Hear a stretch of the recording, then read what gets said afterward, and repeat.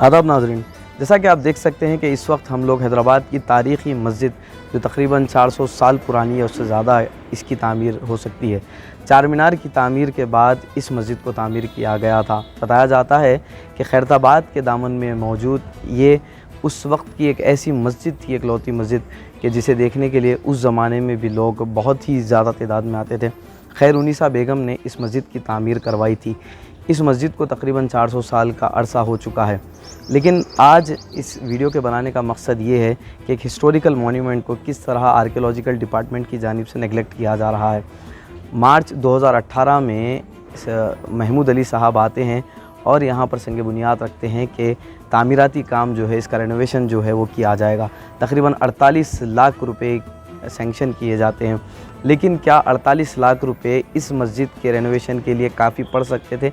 यहाँ पर सबसे बड़ी गलती तेलंगाना गवर्नमेंट और आर्कियोलॉजिकल डिपार्टमेंट की जानिब से की गई। वो गलती ये थी कि कोई एस्टिमेशन बनाया नहीं गया होगा, और अगर बनाया गया होगा तो इतना कम एस्टिमेशन कैसा बनाया गया।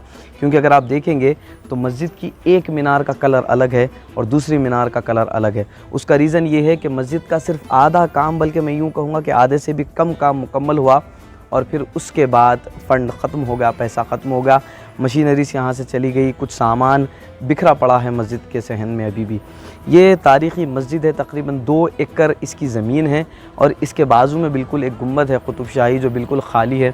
बताया जाता है कि उसे दफन होने के लिए बनाया तो गया था, लेकिन जिनके लिए बनाया गया था उनका विसाल मक्कतुल मुकर्रमा में हज की रवानगी के दौरान हो जाता है।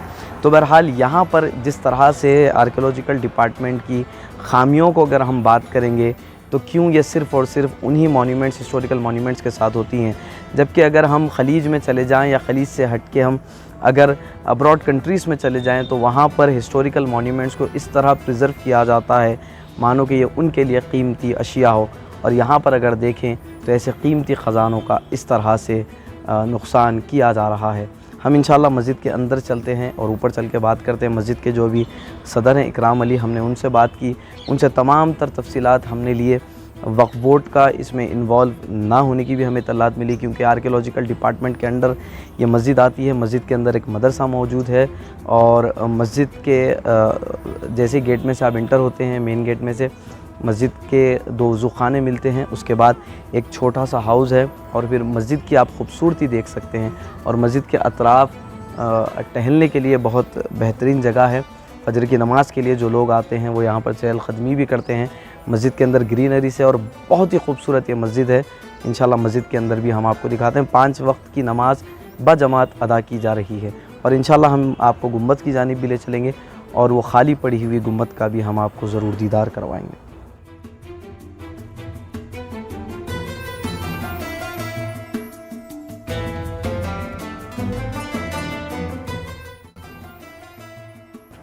दोस्तों, जैसा कि हमने आपसे कहा था कि गुंबद के पास लेकर के आएंगे, यही वो गुंबद है जिसमें कोई मज़ार मौजूद नहीं है, ना ही कोई मकबरा है। लेकिन ये जो गुंबद है इसका हिफाजत और इसे महफूज करना बहुत ज़्यादा ज़रूरी है।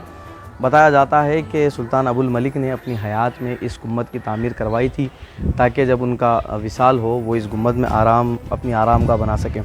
अगर आप इन पत्थरों को देखेंगे, मैं आपको बताता हूँ, ये जो पत्थर का साइज़ है, अगर आप इसे देखेंगे तो आपको अंदाज़ा हो जाएगा कि ये किस तरह, कितनी खूबसूरती के साथ इन पत्थरों को ज़माने में तराशा गया था, और आज इसका क्या हाल होता जा रहा है। वहाँ पर अगर आप देखेंगे तो जो सीढ़ियाँ हैं चढ़ने की, उन सीढ़ियों को तक नुकसान पहुँचा दिया गया है, और इसे बहुत ज़्यादा नुकसान हो रहा है। आर्कियोलॉजिकल डिपार्टमेंट को चाहिए कि इसे प्रिज़र्व करे। इतनी खूबसूरत ये दीवार है, यहाँ पर अगर मैं आपको खूबसूरती दिखाऊँ, आप जहाँ तक नज़र डालेंगे एक पत्थर आपको नज़र आएगा, और पत्थर का जो विड्थ है वो अलग अलग है। ये ऊपर के पत्थर की अगर मैं बात करूँ तो तकरीबन 8 फीट का ये पत्थर है, और एक साइज़ में पत्थर को उस ज़माने में कट करना और इतने हैवी पत्थरों से एक बेस बनाना, ये बहुत बड़ी बात थी, बहुत बड़ा कारनामा था। हुकूमत को और आर्कियोलॉजिकल डिपार्टमेंट को चाहिए कि इसकी हिफाजत करें। मस्जिद बिल्कुल यहाँ पर है, और मस्जिद से बिल्कुल 10 कदम की दूरी पर ये कुतुब शाही दौर की फ़न तामीर की एक गुंबद है, और इस गुंबद की हिफाजत आर्कियोलॉजिकल डिपार्टमेंट का अहम फरीज़ा भी बनता है। मस्जिद के यहाँ से एक गेट है और वहाँ से एक गेट है। तकरीबन 2 दरवाज़े इस कुतुब शाही मस्जिद को हैं, और अंदर जैसा हमने बताया कि अंदर रास्ता है। सामने आपको मदरसा नज़र आ रहा है, और मीनारों की अगर आप खूबसूरती देखेंगे तो उस ज़माने के फ़न तामीर का आपको अंदाज़ा हो जाएगा। अभी हम इंशाअल्लाह मस्जिद के ऊपरी हिस्से में चलते हैं और देखते हैं वहाँ का क्या।